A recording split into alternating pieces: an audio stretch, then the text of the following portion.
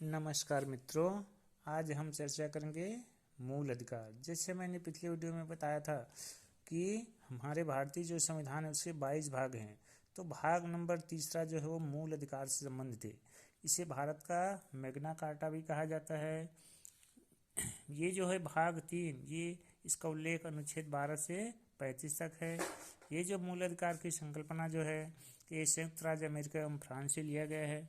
आपातकाल के दौरान अनुच्छेद क्रमांक 20 एवं 21 के अलावा अन्य अधिकार जो है निलंबित किए जा सकते हैं।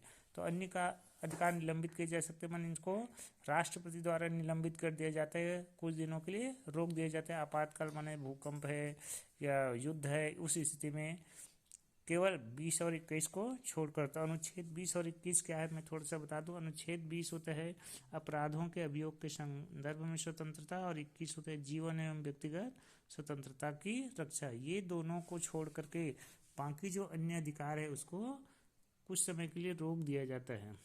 हमारे जो मूलभूत अधिकार नागरिकों को प्रदत्त है वो क्रमशः अनुच्छेद 15, 16, 19, 29 और 30 है। ये 15, 16, 19, 29 और 30 कौन कौन से मैं यहाँ पर इसका जिक्र कर रहा हूँ। 15वां है आपका अनुच्छेद 15 में है धर्म समानता का अधिकार है। वास्तव में ये जिसमें है धर्म, जाति, लिंग इत्यादि के आधार पर भेदभाव का उन्मूलन, माने किसी भी प्रकार से इस प्रकार के धर्म है, जाति, लिंग आदि के आधार पर भेदभाव नहीं किया जाना। अगर ऐसा है तो उसको का उन्मूलन करना है, उसको हटाना है।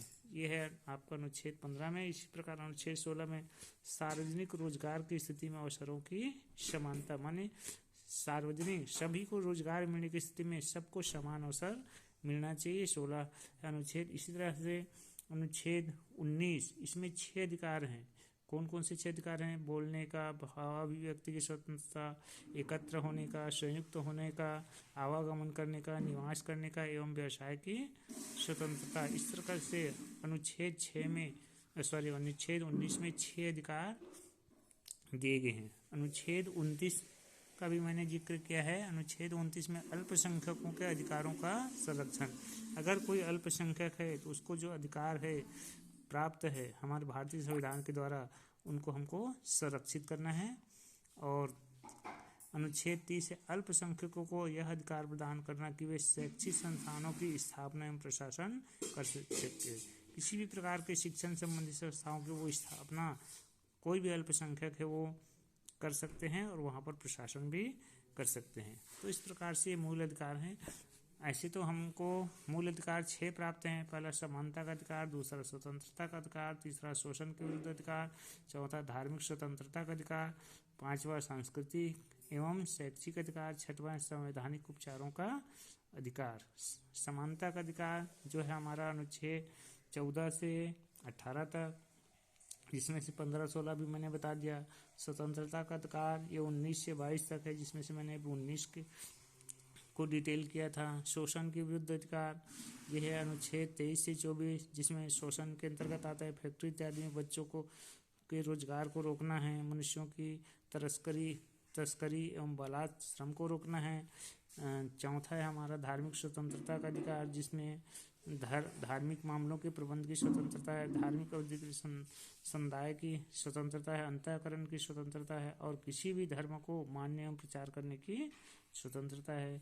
5वां हमारे सांस्कृतिक एवं शैक्षिक अधिकार है, जो है आपके अनुच्छेद 29 से 30 तक, जिसमें से मैंने 29 और 30 को बताया हूँ। और 6वां है हमारे संवैधानिक उपचारों का अधिकार, जो है हमारे अनुच्छेद 32 में जिसका उल्लेख है। इसमें याचिकाएं सम्मिलित है। 5 प्रकार के याचिकाएं: बंदी, प्रत्यक्षीकरण, परमादेश, प्रतिषेध, उत्प्रेषण, अधिकार परीक्षा। तो इस प्रकार से हमको 6 मौलिक अधिकार, जिसको मूल अधिकार भी कहते हैं, हमारे भारतीय संविधान ने प्रदत्त किया है। धन्यवाद।